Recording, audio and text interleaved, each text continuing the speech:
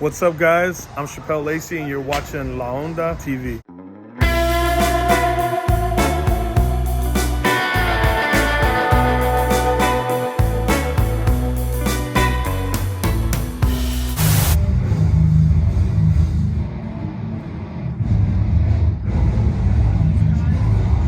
This motherfucking place was, and I do hope continues to be an institution for thought that goes beyond status quo, for bands that go beyond what you're told to do, how you're supposed to do it.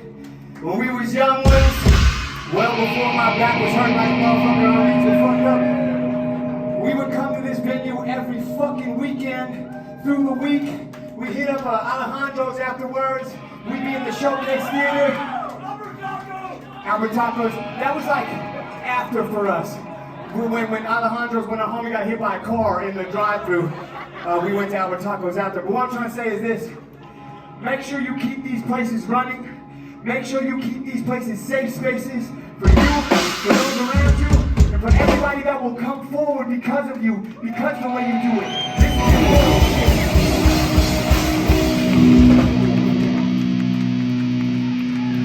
This song was on the Chain Reaction.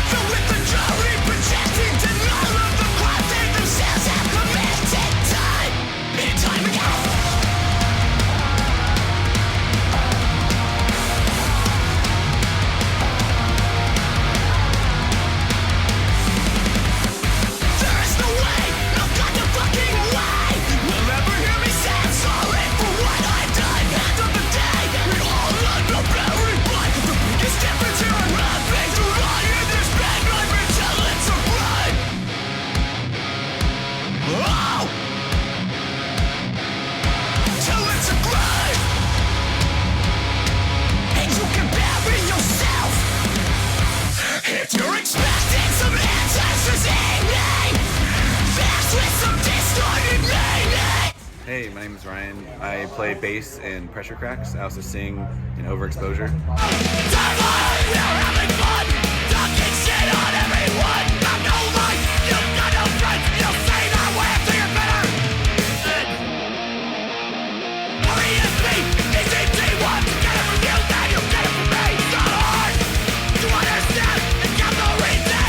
We are here in beautiful Anaheim, California, playing Chain Reaction, our hometown venue. I booked the show. I work here sometimes. I know the people that work here. It was the perfect spot for this show. Like, we've all grown up playing shows here, and I couldn't have thought of a better place to put this show on.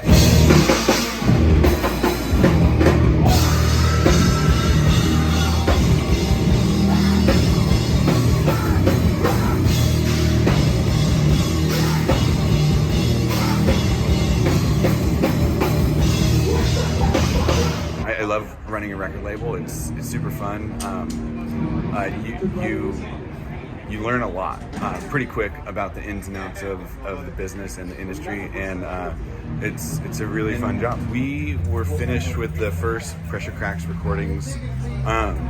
We didn't really share it with anybody, so nobody knew that it existed, and so when it was ready, we had nobody to release it. So I had always wanted to start a record label, so I just decided to release it myself, and I started a record label to put it out, and since then I've signed like 8 or 9 bands, and this is like 3 years ago, so we're now like 4th year into this label, and it's something I do actively, like every day, like weekly. You know, I'm constantly packing orders and shipping orders, updating the website, releasing new music, creating new merchandise for bands. So the bands on my label are the 2 bands that I play in, Pressure Cracks and Overexposure.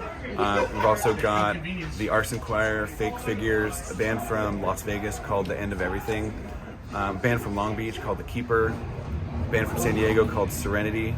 Hey, my name is William Thomas Brunet, and I play drums in Overexposure. I mean, we're always going to naturally play faster live, I think. Just like nerves and stuff.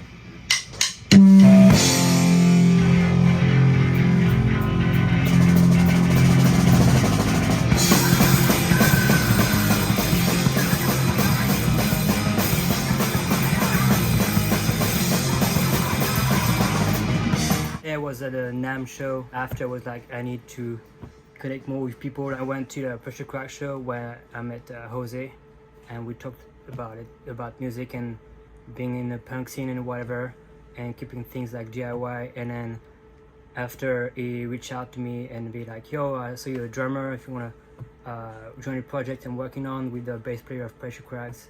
And then this is how we started. Hey, I'm Jose and I play guitar in Overexposure.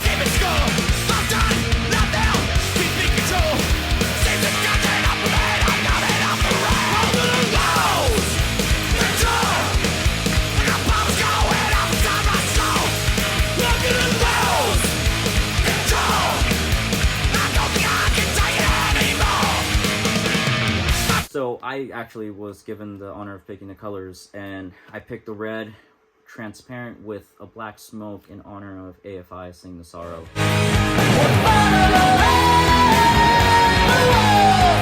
I decided to add some black smoke because the Son of Sam record that's on red is with black smoke, so it was my way of honoring both of those records, which are two of my top favorites. And the blue record, let's go to the fucking Dodgers. Did you get 2 reds already? Yes, it's two blues. Well, Or are these only the red? Yeah. What color is that, red or blue? I got 2 reds. It's our record, California '98. This is actually the first time we've actually held these physical copies, which is fucking awesome. Released on More Against Records. And we're fucking psyched. Let's put them in the sleeves now.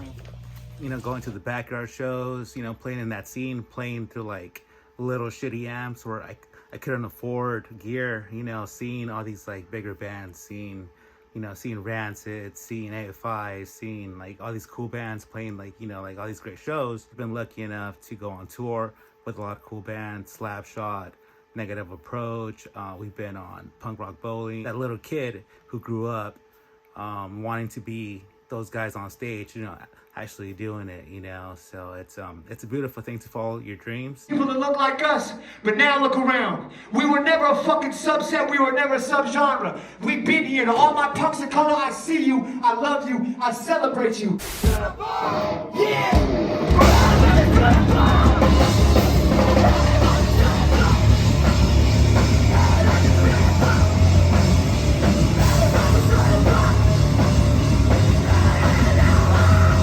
DIY has always been around. That's how we started this whole punk shit. We grew up playing in punk bands, doing our own stuff. We had to learn our own ways and figure out how to do it affordable, right? So we didn't have the big warehouses and all that stuff.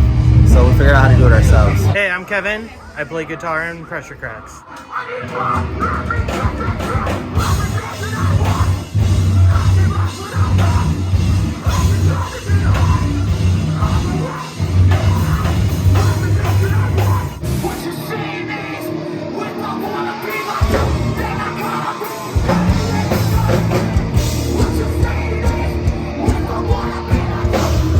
DIY is all about just making friends, playing with everyone, and seeing what you can do out there. We've been talking about doing some stuff in Australia for Pressure Cracks, and that's all thanks to this kind of DIY mindset and the relationships that you build through working directly together, not through some manager, not through some middleman, but directly communicating with those people and building those long-term, stronger relationships.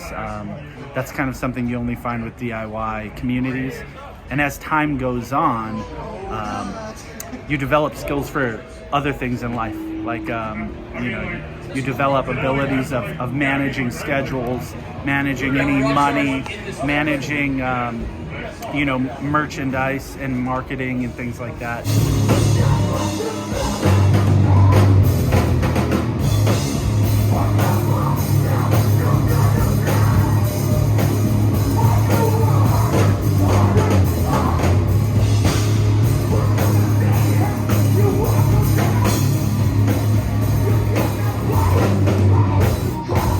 and then swap lose control with static. So cover, static, save your breath.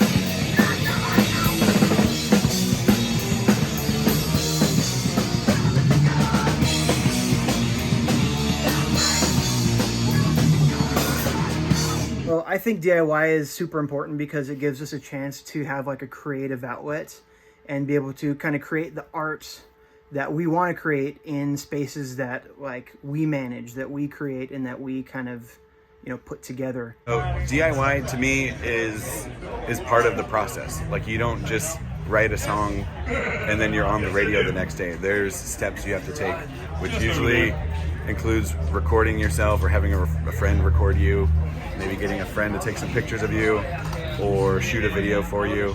It's all, networking and utilizing the connections that you have. Doing it yourself is very important because you don't have to rely on anybody else. And today, it's much easier than it is even 10 years ago to just be able to promote yourself, promote your band, your whatever you're working on social media. All of my relationships with my friends, people that I've known for 20 plus years, started in a scene like this. Here, this venue, Chain Reaction, is home for us. We all kind of grew up together. I didn't go to school with these people. We met through music, through this local scene, so that the DIY mindset kind of created our relationships, built our relationships. We became the adults that we are through growing up together and chasing kind of the dream of playing music and seeing the world together. Don't just pay some guy to do it when you can figure out how to do it yourself, because they're already charging crazy, so might as well just figure out how to do it. And then you can either help someone else out or use that money to expand. The DIY mindset and everything I've been doing just kept me on the true side of what I should be doing. Cut that first demo, play your first shows, do your first tour. You're probably going to do it all yourself, but that's part of the process, and you just got to get in the van and do it. We're about to go on right now, so let's go. Support your local bands, support your local venue, support your local hustlers. Thank you all very much.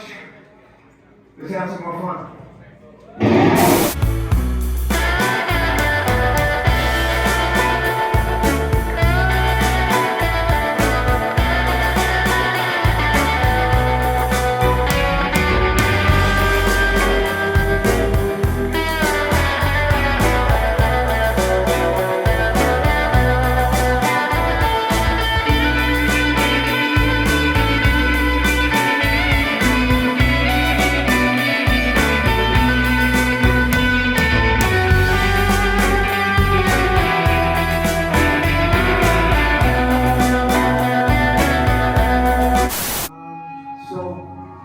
There's one band that back in the day, when we were in high school and shit, there was a band that changed kind of the way that we all played music, the way we approached music, and the way we approached ourselves.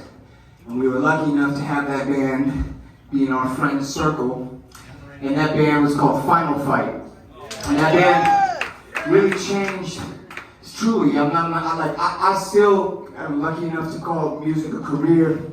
And without that band, I wouldn't have actually seen the path. The touring, the ethos, and just the heart that it takes to be a band and make things that people give a fuck about. So for anybody in this room that doesn't know about Final Fight, I need you to go on your little smart device and type in Final Fight and figure out that band, and learn that band, and love that band the way we love that band. This song goes out to our friends.